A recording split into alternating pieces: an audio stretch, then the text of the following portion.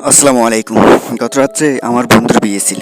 সেখানে বাসরঘর দায়িত্বটা সাজানোর অবশ্যই আমাদের, কারণ আমি তার বন্ধু। নিজের মন মতো করে সুন্দর করে তার বাসরঘরটা সাজিয়ে দিলাম, কিন্তু কার থেকে কেমন হয়েছে জানি না। বাট গত রাত্রে প্রায় 12টায় আমি বাড়ি ফিরি। তারপরও তাকে বাসরঘরে কীভাবে ঢুকানো হয় সেটা কিন্তু দেখা হলো না।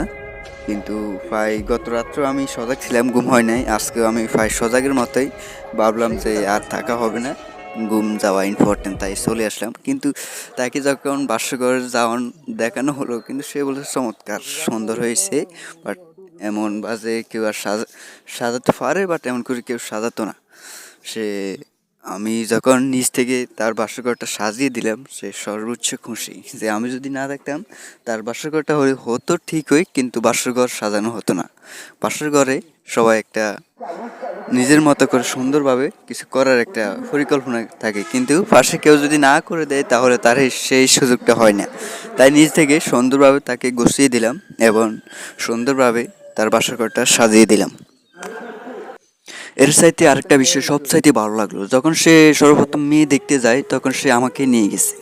আমি জীবনে কল্পনা করি নাই যে আমার কোনো এক বন্ধুর বিয়েতে সর্বপ্রথম মেয়েটা আমি দেখতে হবে।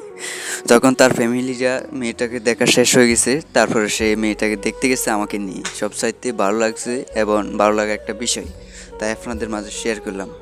আর তাদের দাম্পত্যিক জীবন সুখী হোক, আমি সর্বোচ্চ এই দোয়াটাই করি। এবং আপনারা আমার এই পেজটা সবাই ফলো দিয়ে পাশেই থাকবেন, কালাফুলা আর পেজ এবং ইউটিউব চ্যানেল। আসসালামু আলাইকুম রহমতুল্লাহি ওয়া বারাকাতুহু। এবং আপনারা সবাই তার জন্য দোয়া করবেন, তার যেন দাম্পত্যিক জীবন সুখী হয়। এবং আল্লাহর কাছে সর্বোচ্চ আমারও দোয়া, তারা যেন সারা জীবন একসাথে থাকতে পারে ইনশাআল্লাহ।